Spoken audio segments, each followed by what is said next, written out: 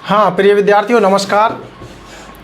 आज हम कक्षा 10 की क्षितिज पाठ्य पुस्तक है जो उस पुस्तक का जो प्रथम अध्याय है सूरदास, उस अध्याय को लेकर बात करेंगे।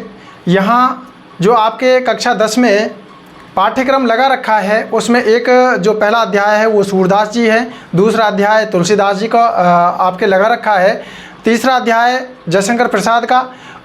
तो ये जो पहला अध्याय है सूरदास, पिछली कक्षा में हम बात कर चुके हैं कि किस तरह से सूरदास जी के जीवन परिचय को हमने उसमें पढ़ा था।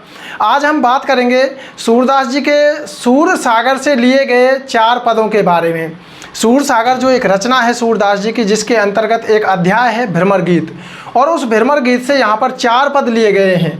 ये भ्रमर गीत क्या है, पहले ये बात समझते हैं। देखिए, ऐसा होता है कि भगवान श्री कृष्ण गोकुल को छोड़कर मथुरा चले जाते हैं, और जब वो मथुरा चले जाते हैं तो कंस का वध हो जाता है, काफ़ी समय उनको रहते हो जाता है। गोपियों को श्री कृष्ण की याद आती है और श्री कृष्ण को गोपियों की याद आती है। उस समय उनकी वहाँ पर मित्रता हो जाती है उद्धव से। तो उद्धव को देखते हैं जब श्री कृष्ण को कि ये अनमने से हैं, क्या बात है क्या नहीं है, तो वो उनको ज्ञान की और भक्ति की बातें बताते हैं। योग और निर्गुण ब्रह्म की उपासना करने की बात श्री कृष्ण से कहते हैं। जब कई बार ये बात श्री कृष्ण से उद्धव जी कह देते हैं तो श्री कृष्ण सोचते हैं क्यों ना जो मेरी दशा यहाँ पर है वही दशा गोपियों की होगी, क्यों ना मैं उद्धव को गोकुल भेजकर उन गोपियों को समझाने के लिए भेजता हूँ। जैसे ही उद्धव जी गोकुल आते हैं, गोकुल आकर वो गोपियों को समझाते हैं, तो जैसे ही उनका वार्तालाप हो रहा होता है, एक तरफ तो है उद्धव जी और दूसरी तरफ है गोपियां। उद्धव जी और गोपियों में वार्तालाप हो रहा होता है, उसी समय उनके मध्य से एक भंवरा निकल जाता है, और जैसे ही भंवरा वहां से निकलता है, भ्रमर भंवरे को ही कहते हैं, जैसे ही भ्रमर यहाँ से निकलता है ये भंवरा, तो ये गोपियाँ व्यंग और कटाक्ष करते हुए देखती तो भंवरे की तरफ हैं और कटाक्ष करती हैं उद्धव के ऊपर। यानी कहने का मतलब ये है कि ये गोपियाँ अन्योक्ति में उद्धव की तरफ देखते हुए बातें उद्धव से कहती हैं, और वहीं से भ्रमर गीत प्रसंग शुरू होता है।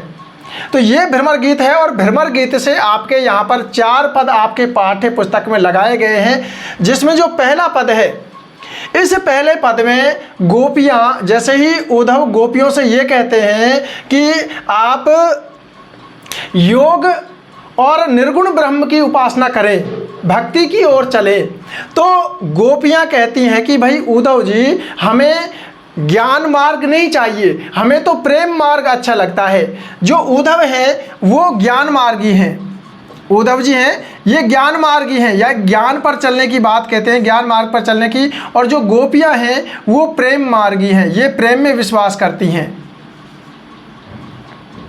प्रेम मार्गी।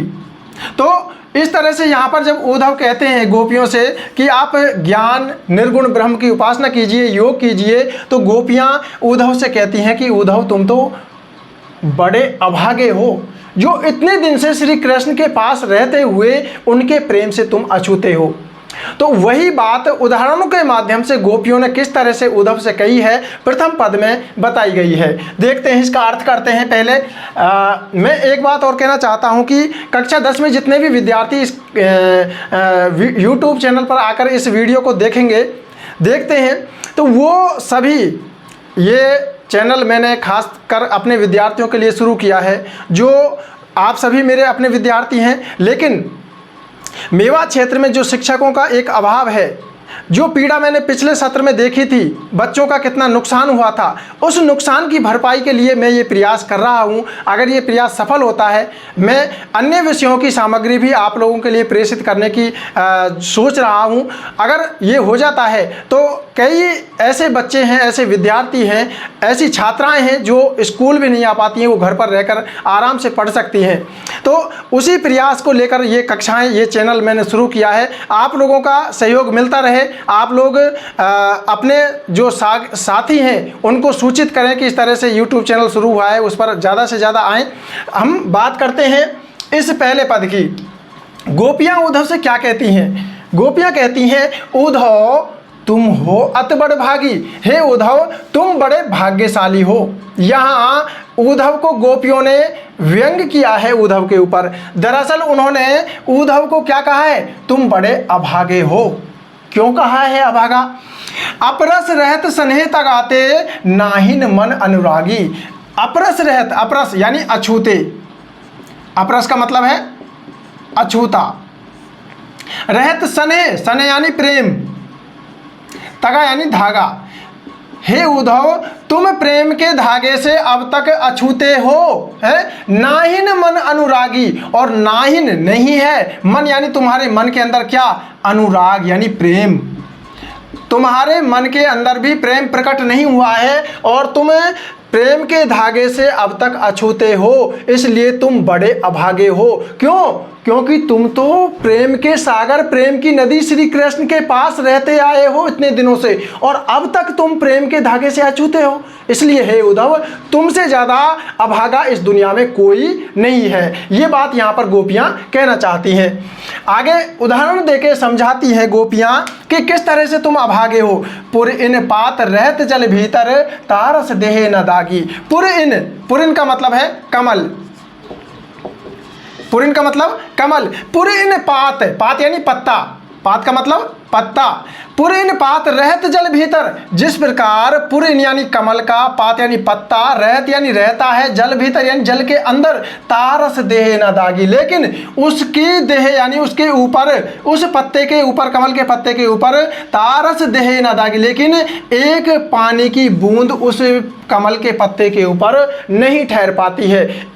जिस प्रकार कमल का पत्ता हमेशा पानी में रहता है लेकिन उसके ऊपर पानी की एक बूंद भी नहीं ठहर पाती है, ठीक वैसी ही स्थिति हे उद्धव तुम्हारी है, क्योंकि तुम प्रेम के सागर, प्रेम की नदी श्री कृष्ण के पास रहते आए हो और अब तक तुम प्रेम के धागे से अछूते हो, तुम्हारे हृदय में प्रेम उत्पन्न नहीं हुआ है, इसलिए तुमसे ज़्यादा अभागा इस दुनिया में कोई नहीं है। आगे दूसरा उदाहरण देके क्या बताती हैं गोपियाँ, ज्यों जल महा तेल की गागर, गागर कहते हैं मटकी को, गागर यानी मटकी। ज्यों जल महा, महा यानी जल में, जल में जिस, ज्यों यानी जिस प्रकार, जिस प्रकार जल के अंदर, जल में तेल की गागर यानी तेल की मटकी को डुबोया जाए, बूंद न ताको लागी, लेकिन उसके ऊपर भी एक पानी की बूंद नहीं ठहर पाती है, ऐसे ही स्थिति तुम्हारी है। प्रीति नदी में पाँव न बोरियो, और प्रीति नदी यानी प्रेम रूपी नदी, यहाँ पर रूपक अलंकार का प्रयोग हुआ है, ध्यान रखना, विशेष में लिख सकते हैं आप ये। तो प्रीति नदी में पाँव न बोरियो, हे उद्धव तुमने अब तक प्रेम की नदी, प्रेम रूपी नदी जो श्री कृष्ण आपके पास रहते थे, उस नदी में अब तक आपने पाँव न बोरियो यानी पैर रखकर नहीं देखा है, अर्थात तुमने उसमें प्रवेश नहीं किया है। और दृष्टि न रूप परागी, परागी का मतलब है मुग्ध होना, परागी यानी मुग्ध होना, मुग्ध होना, और आपकी जो दृष्टि यानी नजर है उनके रूप सौंदर्य पर अब तक मुग्ध नहीं हो पाई है। किनके रूप सौंदर्य पर? श्री कृष्ण के रूप सौंदर्य पर आपकी नजर अब तक मुग्ध नहीं हो पाई है। आगे कहती है गोपियां, सूरदास अबला हम भूरी। यहाँ देखिए गोपियां अपने आप को कह रही हैं अबला और भोरी, यानी अबला और भोली भाली बता रही हैं, जबकि गोपियां ना तो अबला हैं और ना वो भोली भाली हैं। यहाँ गोपियां अपने आप को अबला और भोली कहकर व्यंग कर रही हैं उद्धव पर कि हे उद्धव देखिए कितनी अबला हैं हम, कितनी भोली हैं, श्री कृष्ण के प्रेम में इस प्रकार फंस गई। किस प्रकार? गुड़ चींटी ज्यों पागी, जिस प्रकार गुड़ में चींटी फंस जाती है, जितना वो उसमें से निकलने की कोशिश करती है उसमें और ज्यादा फंसती चली जाती है। तो हे उद्धव हमारा तो श्री कृष्ण के साथ ऐसा नाता है, ऐसा रिश्ता है, जिस प्रकार किसी गुड़ में चींटी एक बार फंस जाती है, उसमें से निकलने के प्रयास में वो अपने हाथ पैरों को जितना ज़्यादा चलाती है उतनी ज़्यादा उसके अंदर फंसती चली जाती है। ऐसी ही स्थिति हमारी हो गई है। तुम चाहे कितना ही योग ज्ञान निर्गुण ब्रह्म का हमें संदेश दो, लेकिन इन सारी चीज़ों का आपका हमारे ऊपर कोई प्रभाव पड़ने वाला नहीं है, क्योंकि हम तो श्री कृष्ण के प्रेम में इस प्रकार फंस गए हैं, जितना उसमें से निकलने की कोशिश करते हैं उसमें और ज़्यादा डूबते चले जाते हैं। जिस प्रकार एक चींटी गुड़ में से निकलने के प्रयास में उसमें डूबती चली जाती है। तो इस तरह से यहाँ पर गोपियों ने उद्धव के ऊपर व्यंग्य करते हुए ये बात कही है। देखते हैं दूसरा पद। यहाँ दूसरे पद में प्रसंग उस समय का है जब गोपियाँ श्री कृष्ण वहाँ मथुरा चले जाते हैं गोकुल को छोड़कर, लेकिन वो गोपियों से वचन करके गए हैं, वादा करके गए हैं कि एक दिन में आऊँगा, हैं। तो यहाँ पर जब श्री कृष्ण स्वयं नहीं आकर उद्धव को भेजते हैं योग और ज्ञान का संदेश लेकर गोकुल में ब्रजवासियों के पास, तो उस समय जो गोपियों की इच्छाएं थी कि श्री कृष्ण आएंगे तो हम उनसे ये बात कहेंगे, श्री कृष्ण आएंगे तो हम उनसे वो बात कहेंगे, ये कहेंगे, वो सारी बातें उनकी मन के अंदर ही रह गई हैं। तो उन बातों को किस तरह से गोपियां उद्धव के सामने प्रकट कर रही हैं, देखते हैं। मन की मन ही मांझ रही, हे उद्धव हमारी जो मन की बातें थी, मन की मन ही मांझ रही, यानी जो मन, देखो यहाँ पर मैं, यहाँ पर मैं वर्ण की आवृत्ति होने से अनुप्रास अलंकार की छटा बन जाती है। तो गोपियाँ कहती हैं हे उद्धव मन की मन ही मांझ रही, हमारी जो मन की बातें हैं, जो श्री कृष्ण से हम कहने वाले थे, वो सारी बातें हमारे मन के अंदर ही रह गई हैं। कहिए जाई कौन पे उद्धव, तुम ही बताओ, हे उद्धव तुम ही बताओ, कहिए जाई कौन पे, हम किससे जाकर कहें वो बातें जो श्री कृष्ण से हम कहने वाले थे, जो बातों को, वो बातें हम अब किससे जाकर कहें, हे उद्धव तुम ही बताओ। ना ही परत कही, क्योंकि वो बातें किसी और से कहने लायक नहीं है, ना ही परत कही नहीं जाती हैं हमसे। तो आगे कहती हैं गोपियाँ, अवधि आधार आस आवन की, तन मन बिथा सही। हाँ देखिए, आशा, गोपियों को आशा थी, क्या आशा थी, श्री कृष्ण के आने की आशा थी। और आशा तो बड़ी चीज़ होती है, हैं। यहाँ पर मुंशी प्रेमचंद की ईदगाह कहानी आप लोगों ने पढ़ी होगी। तो ईदगाह में मुंशी प्रेमचंद एक जगह कहते हैं कि बच्चों की आशा तो बड़ी चीज़ होती है। हामिद जब आशा करता है कि मेरी अम्मी आएंगी, मेरे अब्बू जान आएंगे बहुत सारे पैसे लेकर, तो वो बड़ी बड़ी बातें सोचने लगता है। तो वहाँ मुंशी प्रेमचंद कहते हैं कि आशा, बच्चों की आशा तो राई का पर्वत बना देती है, लेकिन गोपियों को भी आशा है कि श्री कृष्ण आएंगे। और उसी आशा को अवधि आधार आस आवन की, उस आशा को आधार बनाकर, क्या बनाकर, आधार बनाकर, है अवधि, कितना ही समय, अवधि यानी समय, श्री कृष्ण के आने की आशा को आधार बनाकर हमने कितना ही समय निकाल दिया है। और तन मन बिथा सही, और तन यानी शरीर से, मन यानी अपने हृदय में, बिथा यानी पीड़ा को, बिथा यानी पीड़ा, दुख,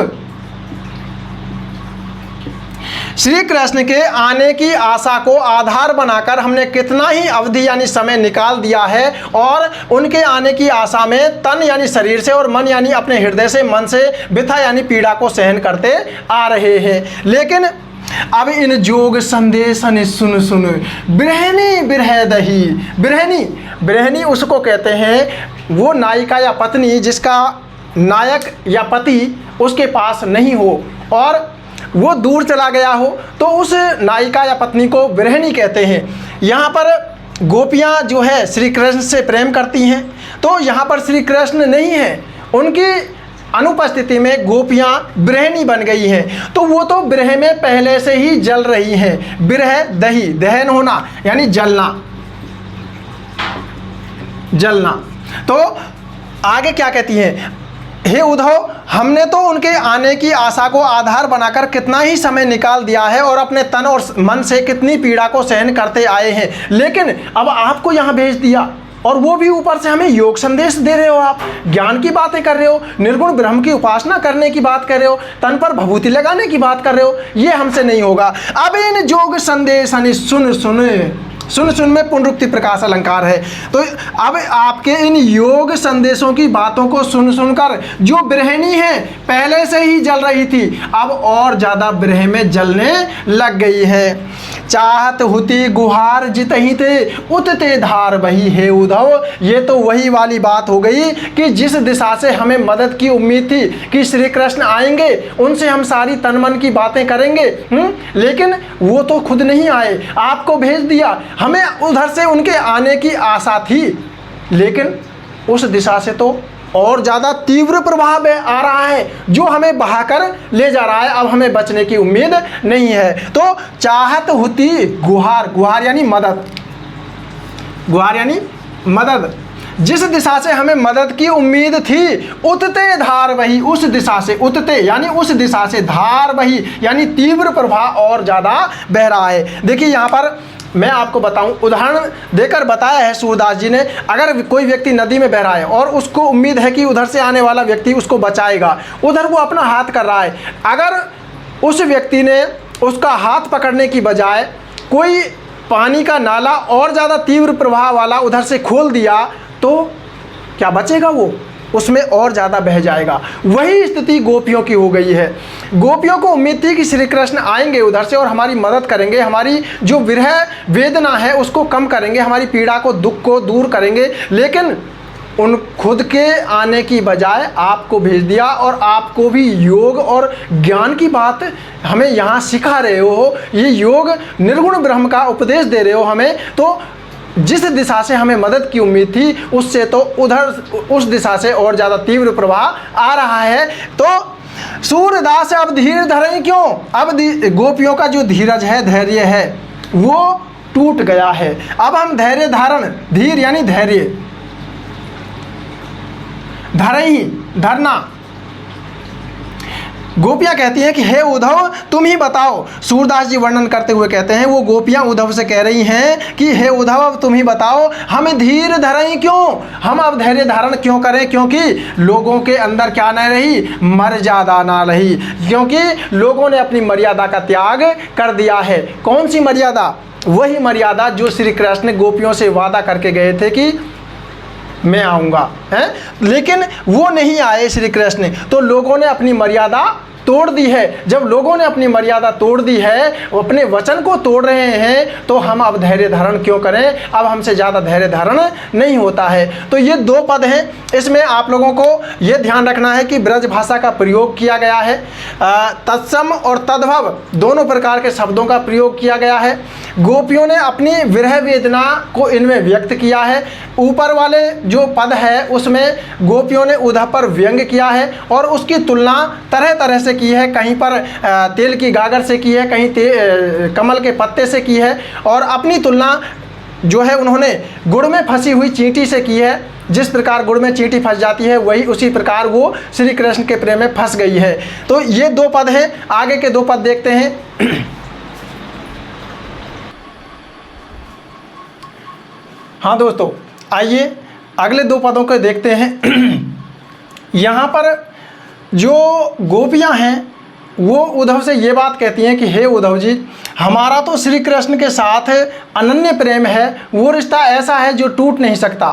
फिर वो उदाहरण देकर बताती हैं कि हमारा और श्री कृष्ण का रिश्ता ऐसा है जैसा हारिल पक्षी का रिश्ता एक लकड़ी के साथ होता है। जो हारिल पक्षी होता है उसकी विशेषता ये होती है कि वो अपने पंजों में एक लकड़ी को हमेशा पकड़े रहता है। वैसे ही गोपियों ने श्री कृष्ण को अपने हृदय में दृढ़ता के साथ, मजबूती के साथ पकड़ के रख रखा है, वो उसको छोड़ नहीं सकती। तो यहाँ पर उद्धव के सारे प्रयास जो है निरर्थक हैं, बेकार हैं। किस तरह से गोपियाँ कहती हैं उद्धव से?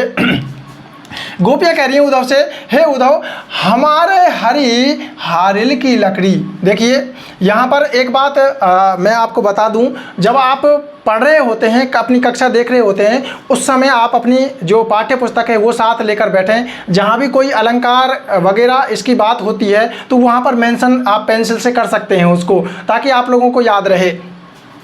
हमारे हरि हारिल की लकड़ी, गोपियाँ कहती हैं। यहाँ पर है वर्ण की आवृत्ति 3 बार हुई है, तो यहाँ पर अनुप्रास अलंकार है। हमारे हरि हारिल की लकड़ी, गोपियाँ कहती हैं हे उद्धव, जो हमारे हरि श्री कृष्ण, हरि यहाँ पर आया है श्री कृष्ण के लिए, कृष्ण के लिए। हमारे हरि यानी श्री कृष्ण हारिल, हारिल एक पक्षी होता है, हरियल, हारिल पक्षी की लकड़ी के समान है। जिस प्रकार वो हारिल पक्षी अपने पंजों में उस लकड़ी को पकड़ के रखता है, वैसे ही हमने श्री कृष्ण को अपने मन से, अपने कर्मों से, अपने वचनों से नंद नंदन, जो नंद का नंदन श्री कृष्ण है, उसको और यानी हृदय में यह दृढ़ कर यानी मजबूती के साथ पकड़ यानी पकड़ रखा है। अर्थात श्री कृष्ण को हमने अपने मन से, कर्मों से, वचनों से उस नंद के नंदन श्री कृष्ण को अपने हृदय में मजबूती के साथ पकड़ रखा है। अर्थात हमारे हृदय से वो निकल नहीं सकते।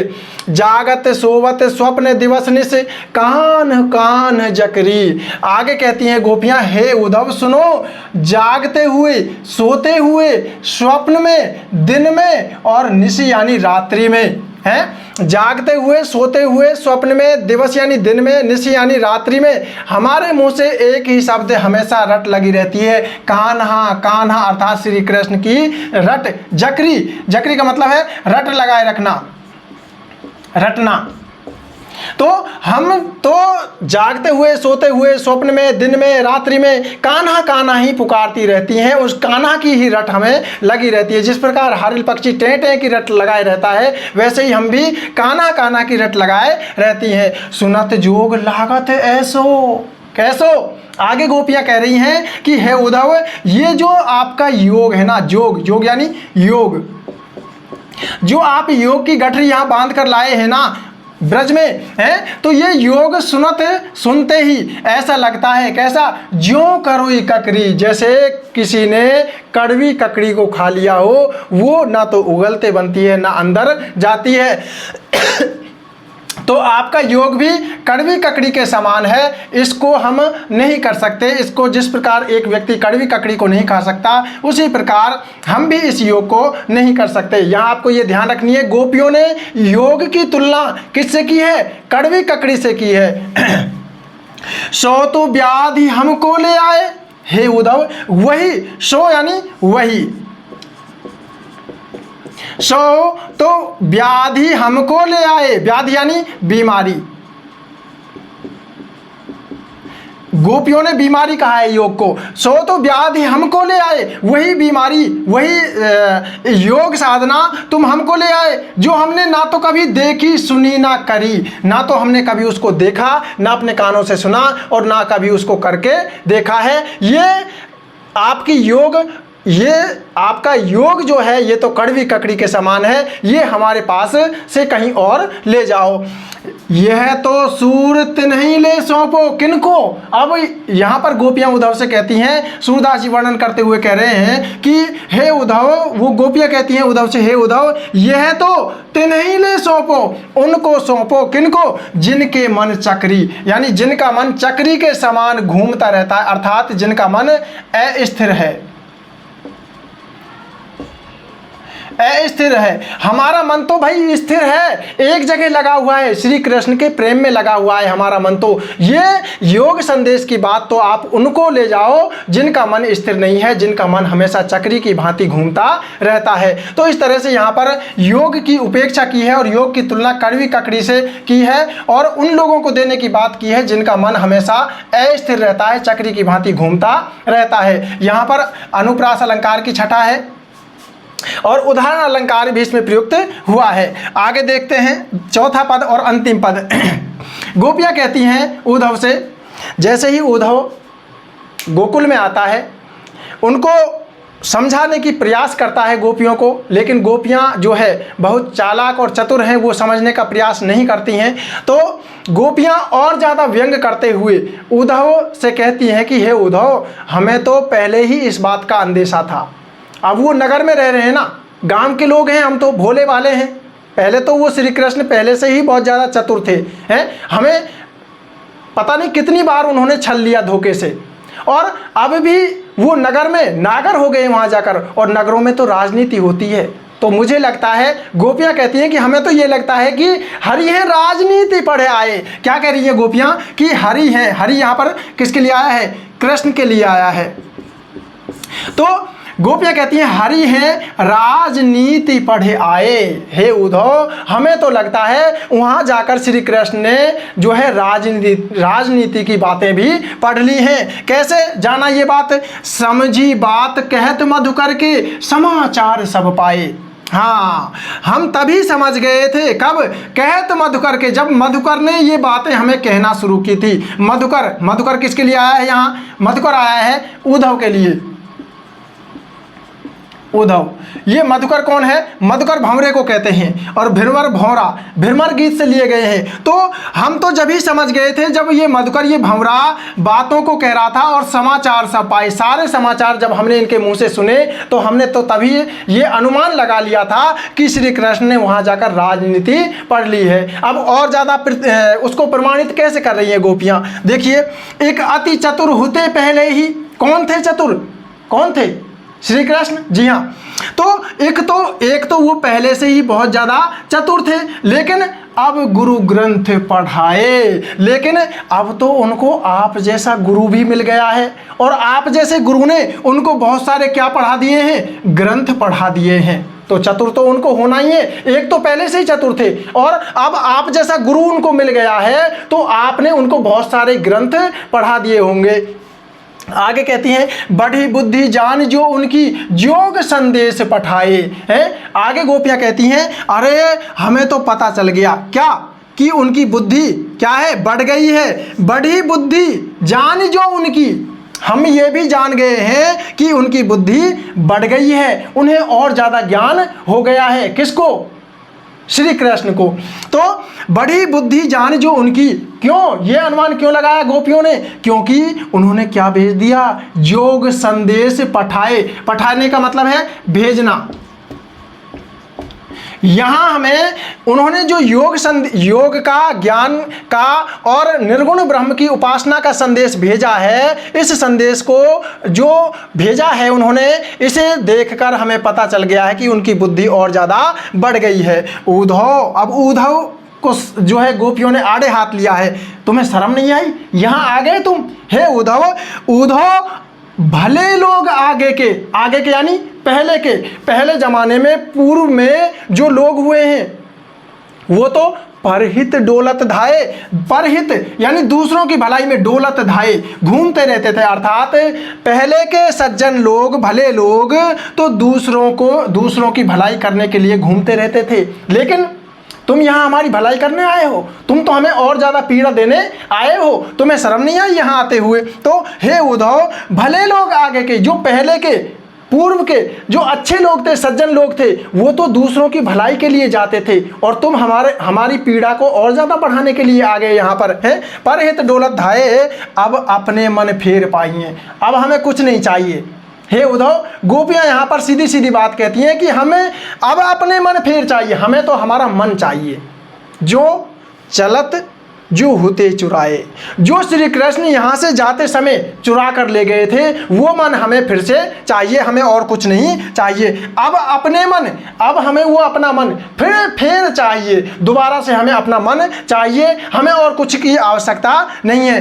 कौन सा मन? चलत जो होते चुराए। जो श्री कृष्ण यहाँ से जाते समय हमसे चुरा कर ले गए थे। ते क्यों अनीति करें आप उन? हे उद्धव, तुम क्यों अनीति कर रहे हो अपने ऊपर और हमारे ऊपर? हैं? तो क्यों अनीति करें आप उन?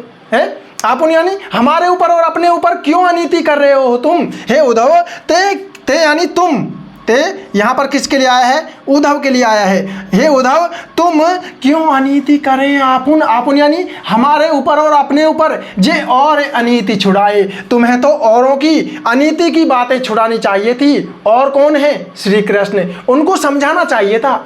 जब आपको यहाँ भेजा था उन्होंने, तो उनसे कहना चाहिए था कि गोपियों के पास आप चले जाओ, मुझे योग संदेश लेकर वहाँ मत भेजो। हैं? लेकिन तुम अपने ऊपर और हमारे ऊपर अनीति कर रहे हो, और वहाँ तुम्हें अनीति छुड़ानी चाहिए थी। किसकी? औरों की। और कौन? श्री कृष्ण की अनीति की बात। हे उद्धव, सूरदास जी वर्णन करते हुए कहते हैं कि हे गोपियाँ कह रही हैं, हे उद्धव, राज धर्म तो ये है। राजा का धर्म तो यह होता है क्या कि प्रजा न जाहि सताए, कि प्रजा को नहीं सताना चाहिए। वो वहां पर राजा बनकर मथुरा में बैठे हैं और हम यहाँ पीड़ा में, दुख में, कष्ट में तड़प रहे हैं उनकी याद में, हैं। वो राजा बन गए। क्या राजा का ये धर्म है जो अपनी प्रजा को सता रहा है? तुम्हें उद्धव ये बात सोचनी चाहिए थी। तुम यहाँ अपने ऊपर और हमारे ऊपर अनीति करने आ गए, लेकिन वहाँ उनको अनीति की बात से तुम्हें दूर करना चाहिए था, अनीति छुड़ानी चाहिए थी। जब वो अनीति की बातें कर रहा था उनको रोकना चाहिए था, लेकिन तुम कुछ नहीं जानते और राजा का धर्म भी तुम्हें नहीं आता। राजा का धर्म तो ये होता है, राज धर्म तो यह है। सूरदास जी वर्णन करते हुए कहते हैं, वो गोपियां कह रही हैं उद्धव से, हे उद्धव, राजा का धर्म तो यह है क्या कि प्रजा न जाहि सताए, कि प्रजा को किसी भी तरह से सताया नहीं जाना चाहिए। प्रजा अगर कष्ट में है तो राजा को यह दायित्व बनता है कि उस प्रजा के कष्ट को दूर करे। यहाँ हम कष्ट में हैं तो श्री कृष्ण को यहाँ आना चाहिए था, हमारी पीड़ा को सुनना चाहिए था, लेकिन उनके अंदर तो मर्यादा ही नहीं रही है। अब धीर धरही क्यों पूर्व पद में आया था, है। तो वही बात यहाँ पर गोपियों ने कही है। ये पद आप लोगों के जो है अच्छे से इनका भावार्थ करना, आप लोगों को प्रसंग और व्याख्या और विशेष ये तीनों बातें लिखनी है। प्रसंग में आप लिख सकते हैं कि प्रस्तुत पद्यांश हमारी पाठ्य पुस्तक क्षितिज के सूरदास शीर्षक पाठ से लिया गया है, जिसके कवि सूरदास जी हैं। उनके यहाँ पर जो पद दिए गए हैं उन पदों में भ्रमर गीत से वो पद लिए गए हैं और इन पदों में गोपियों ने उद्धव पर व्यंग किए हैं।